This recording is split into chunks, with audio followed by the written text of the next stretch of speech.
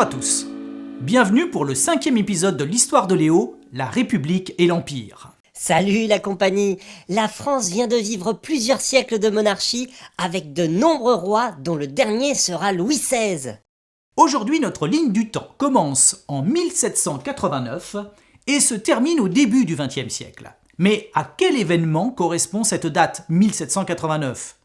Premièrement, l'abolition de la monarchie. Deuxièmement, le début de la Révolution française. Troisièmement, la proclamation de la Première République. Christophe, tu commences par une question assez facile, n'est-ce pas les amis ?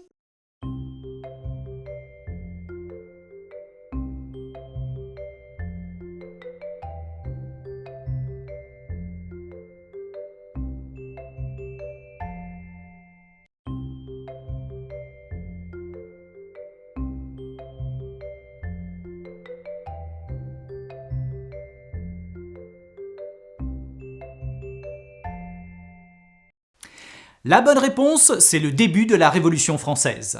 Avec la prise de la Bastille ! Pas si vite, Léo. Essayons de remonter le temps pour mieux comprendre ce qu'il s'est passé durant cette période. Au début de l'année 1789, la France compte 26 millions d'habitants. La plupart des richesses sont détenues par la noblesse qui est proche du roi. Pourtant, les nobles ne sont que 400 000, soit moins de 2% de la population. Le clergé est constitué des évêques, des cardinaux et des abbés. Ils sont également peu nombreux, à peine 200 000. La troisième classe, qui constitue presque 98% de la population, c'est le tiers-état.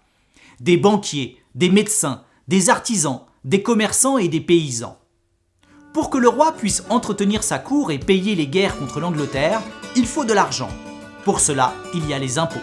Eh oui, mais les nobles payent peu d'impôts. L'Église n'en paye pas du tout. Donc c'est le tiers-état qui paye la majorité des impôts. Résultat, les bourgeois se révoltent et peuvent compter sur les paysans et les artisans qui n'en peuvent plus. Parmi eux, il y a ceux que l'on appelle les sans-culottes, qui seront à l'origine d'événements importants qui vont suivre. Le tiers-état se proclame rapidement comme une assemblée nationale. Louis XVI n'apprécie pas et constitue des troupes armées tout autour de Paris. Le peuple gronde. En juillet 1789, celui-ci décide de prendre et de détruire la Bastille, une prison considérée comme le symbole de la monarchie absolue. Louis XVI ne peut qu'accepter cette Assemblée nationale. C'est le début de la monarchie constitutionnelle. En quelques semaines, les nobles perdent tous leurs privilèges. L'Assemblée proclame l'égalité civile et fiscale. Louis XVI est encore soutenu par l'Assemblée, mais il va tenter de fuir pour rejoindre les Autrichiens et reprendre le pouvoir absolu. Il est reconnu et attrapé à Varennes pendant sa fuite. C'est la fin de la monarchie constitutionnelle en 1792. C'est l'heure de la Première République. Durant toute la période de la Révolution française, de 1789 à 1799, la République va connaître l'instabilité, des massacres, des jugements et des exécutions, dont celle du roi Louis XVI. Cette période est aussi celle de la Déclaration des droits de l'homme, devenue depuis le modèle de nombreux pays. Elle instaure le droit à la liberté, à la sécurité et à l'égalité devant la loi. Mais la France révolutionnaire inquiète d'autres puissances européennes comme la Prusse, l'Angleterre et l'Autriche. La France déclare la guerre à l'Autriche en 1792. C'est là que naîtra l'un des symboles de la République, la Marseillaise. Quel drôle de nom, les sans-culottes.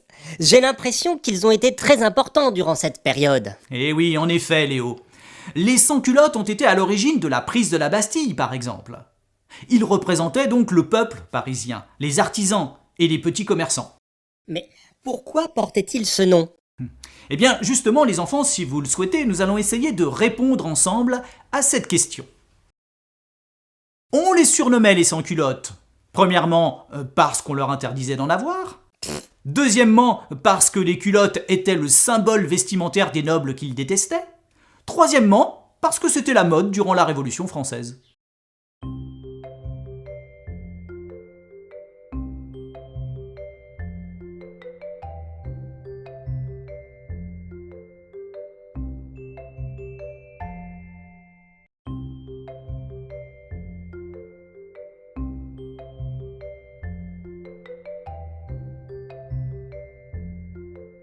Je connais la réponse.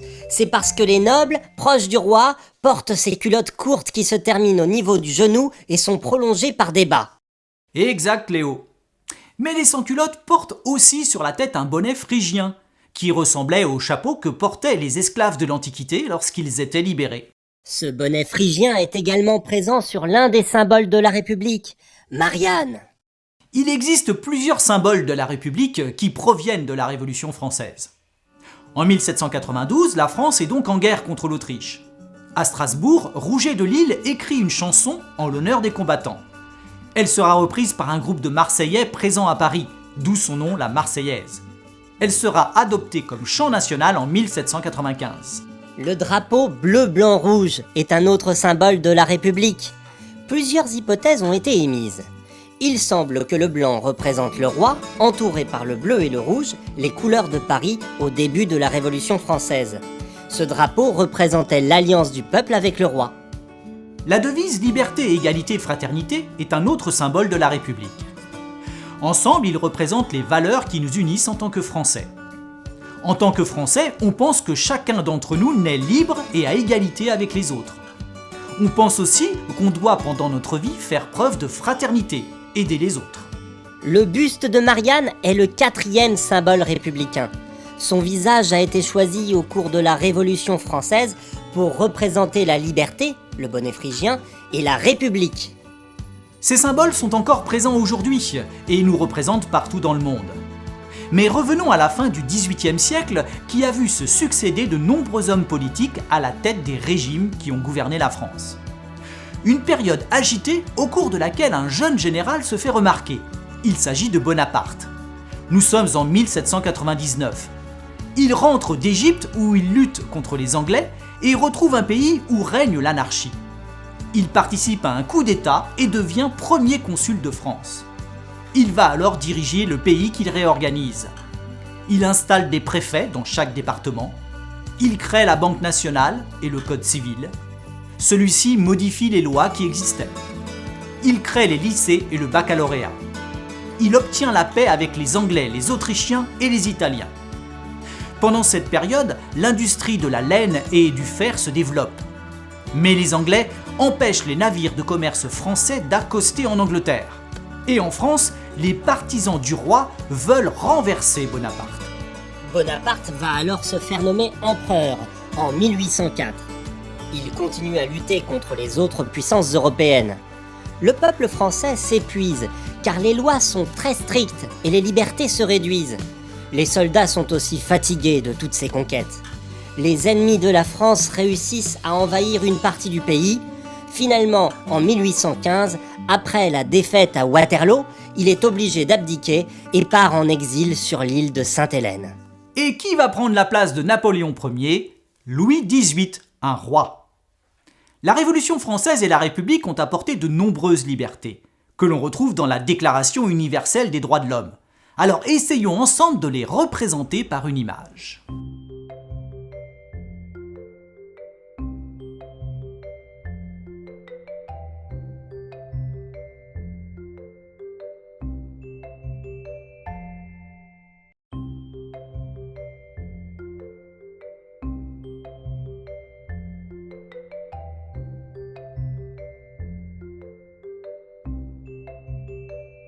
Alors, la première image, c'est la liberté de religion. La deuxième image, c'est la liberté d'opinion et d'expression. La troisième image, c'est la liberté d'association. Et la quatrième image, c'est la liberté de vote. Mais ces libertés n'ont pas toujours été respectées tout au long du XIXe siècle. Après l'abdication de Napoléon Ier, la monarchie revient au pouvoir. C'est la Restauration. Le pays continue à se développer au niveau de l'industrie.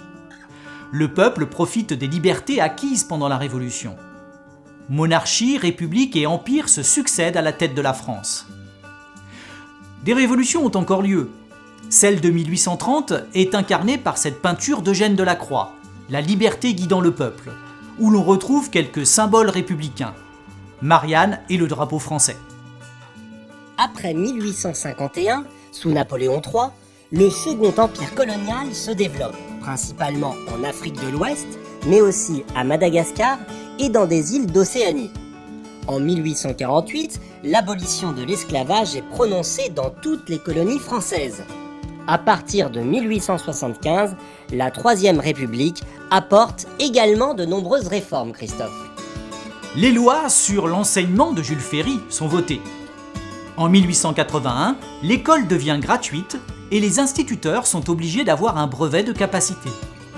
En 1882, l'école devient obligatoire de 6 à 13 ans, notamment pour obliger les parents dans les campagnes à emmener leurs enfants dans les lieux d'instruction, que ce soit les garçons et les filles. On associe souvent le mot démocratie à celui des républiques. La démocratie désigne la capacité de chaque citoyen à participer, directement ou indirectement, aux affaires de son territoire, de son pays. Le citoyen d'aujourd'hui bénéficie de nombreuses lois que la République a apportées et fait évoluer au fil du temps. Et oui, par exemple, la liberté de religion, de croire ou de ne pas croire. La liberté d'avoir une opinion et de s'exprimer.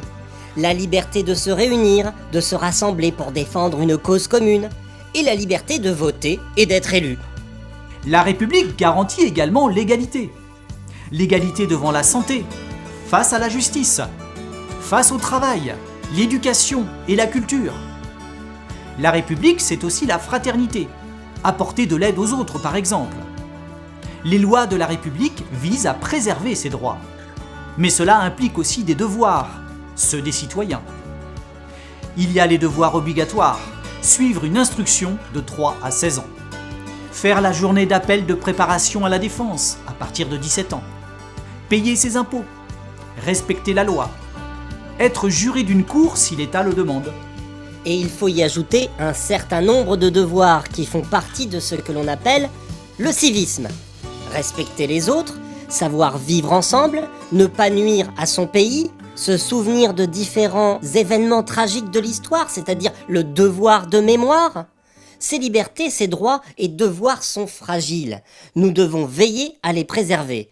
C'est aussi pour cela que voter est un acte citoyen et indispensable. Droits et devoirs du citoyen ont été acquis tout au long de l'histoire de France. Faisons un dernier jeu pour bien se remémorer les devoirs obligatoires et non obligatoires.